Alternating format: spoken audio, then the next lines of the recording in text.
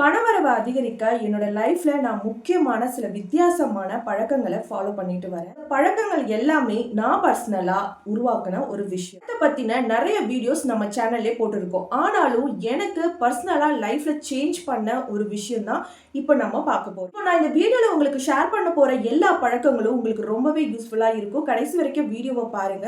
இந்த வீடியோ பிடிச்சிருந்தா லைக் பண்ணுங்க, ஷேர் பண்ணுங்க, கமெண்ட் பண்ணுங்க.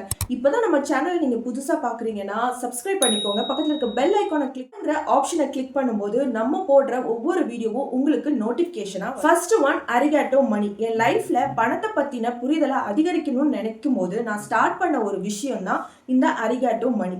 இப்போ நான் யாருக்காவது பணத்தை கொடுக்கும் போதும் சரி, யார்கிட்ட இருந்தும் பணத்தை வாங்கும் போதும் சரி, அரிகாட்டோ மணிங்கிற விஷயத்த நான் சொல்லும் போது எனக்கு ஒரு பாசிட்டிவான எனர்ஜியை நான் ஃபீல் பண்றேன்.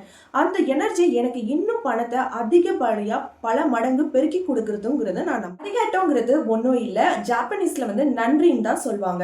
நன்றியை நீங்க ஏன் அரிகாட்டோன்னு சொல்லணும்? நம்ம தேங்க்ஸ்ன்னு சொல்லலாம், நன்றின்னு சொல்லலாம், இன்னும் பல லாங்குவேஜ்ல இதுக்கான இருக்கு. ஆனா ஏன் அரிகாட்டோன்னு சொல்றோம்னு பாத்தீங்கன்னா, நம்ம இங்க தேங்க்ஸ் நன்றிங்கிறது பல இடத்துலையும் பண்ணியிருக்கோம். ஆனால் இது ஒரு வித்தியாசமான அரிகாட்டோ மணின்னு நீங்கள் சொல்லும் போது அதோட எனர்ஜி உங்களுக்கு எமோஷனலாக கிரியேட் பண்ணி தரும்.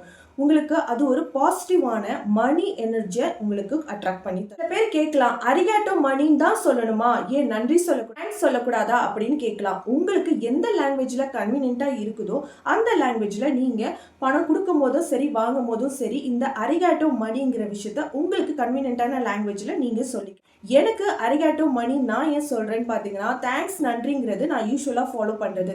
இந்த அரிகாட்டோ மணின்னு சொல்றது எனக்கு ஒரு டிஃப்ரெண்ட்டான வித்தியாசமான ஒரு ஃபீலை கொடுக்கும். நான் சொல்லணுங்கிறத நான் சொல்லலை, இப்படியும் சொல்லலாம் அப்படிங்கிறதுக்கு தான் நான் சொல்கிறேன்.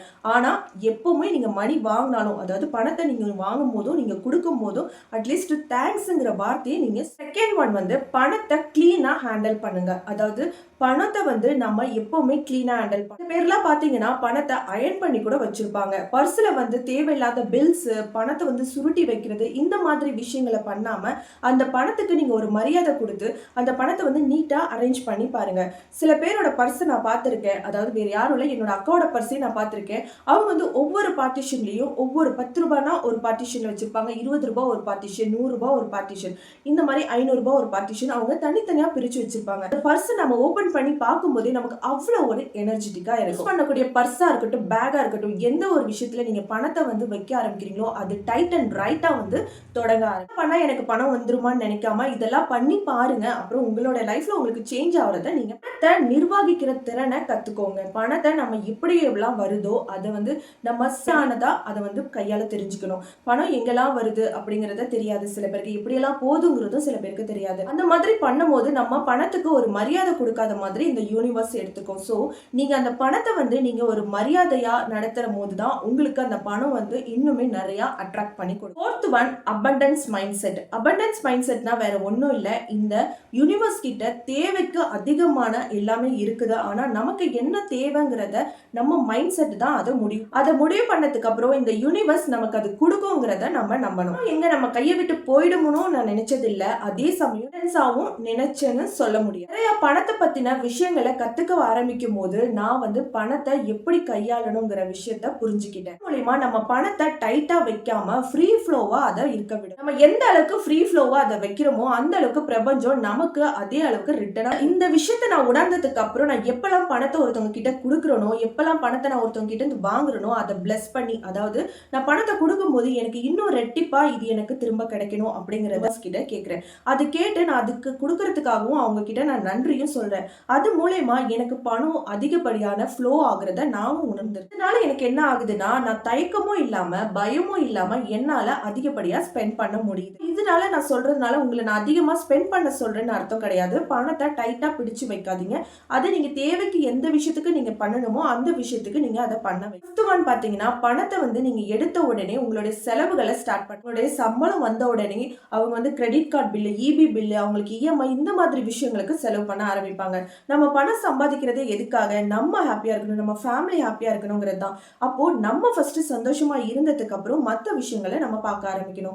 சோ நமக்காக ஒரு 10 ரூபாயோ ஒரு 100 ரூபாயோ நீங்க ஃபர்ஸ்ட் வாங்குற சம்பளத்துல இருந்து முதல் பணத்தை உங்களுக்காக செலவு பண்ணி பாருங்க. ஃபர்ஸ்ட் நீங்க ஹாப்பியா இருந்ததுக்கு அப்புறம் நீங்க கிரெடிட் கார்டு பில்லு, உங்க இஎம்ஐ பில்ல நீங்க ஹாப்பியா கட்ட ஆரம்பிக்கும். நீங்க ஹாப்பியா இருக்கும்போது உங்களுடைய கமிட்மெண்ட்ஸையும் நீங்க ஹாப்பியா ஸ்பெண்ட் பண்ண ஆரம்பிக்கும். பாத்தீங்கன்னா நீங்க எடுத்த உடனே உங்க கமிட்மெண்ட்ஸ்க்கு நீங்க பணத்தை வந்து செலவழிக்கும் போது நீங்க அதிகப்படியான கமிட்மெண்ட்ஸுக்கு மட்டுமே உங்க பணத்தை ஸ்பெண்ட் பண்றதை நீங்க பார்க்க முடியும். ஃபர்ஸ்ட் நீங்க உங்களுக்கான முதல் பணத்தை எடுத்து ஸ்பெண்ட் பண்ணும்போது அது நீங்க ஹாப்பியா ஃபீல் பண்ணும்போது இந்த பிரபஞ்சம் உங்களுக்கு நமக்கு கிடைக்கும் போது, அதாவது இவங்களுக்கு கிடைக்கும் போது இவங்க ஹாப்பியா இருக்கிறாங்கிறத அது உணர ஆரம்பிக்கும். சோ அது உணர்ந்ததுக்கு அப்புறம் உங்களுக்காக ஸ்பெண்ட் பண்ற மணி இன்னும் அதிகமா இருக்கும். சின்ன சின்ன விஷயம் தானே, இதெல்லாம் வந்து நம்ம கடன் இருக்குது அப்படின்னு தள்ளி போடாம அந்த சின்ன விஷயத்த கூட நீங்க உங்களுக்காக அதை ஸ்பெண்ட் பண்ணுக்காக நான் என்கரேஜ் பண்ணல.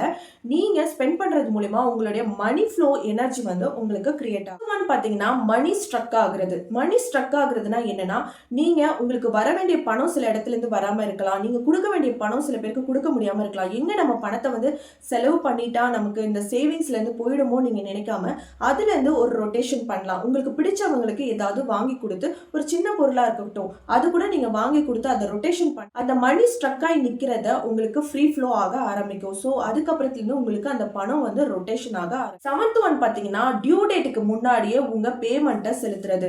சில பேர் இருக்கிறாங்க டியூ டேட் வரைக்குமே இருப்பாங்க, இன்னும் சில பேர் வந்து டியூ டேட்டுக்கு அப்புறம் ஃபைன் கட்டி கூட நம்ம வந்து அமௌண்ட் பே பண்ணிக்கலாம் அப்படின்னு இருப்பாங்க. பணம் இருக்குதுன்னா உங்களுடைய டியூ டேட்டுக்கு முன்னாடியே அந்த இஎம்ஐயோ நீங்க கொடுக்க வேண்டிய கடனையோ நீங்க செலுத்துறது மூலமா உங்களுக்கும் மைண்ட் ரிலாக்ஸா இருக்கும், வாங்கினவங்களும் அல்ல நமக்கு கிடைக்க வேண்டிய பணம் முன்னாடியே கிடைச்சதுங்கிற ஒரு ஹாப்பி இருக்கும். சோ அவங்க ஹாப்பியா இருக்கும் போது உங்களுக்கும் ஹாப்பியா இருக்கும்.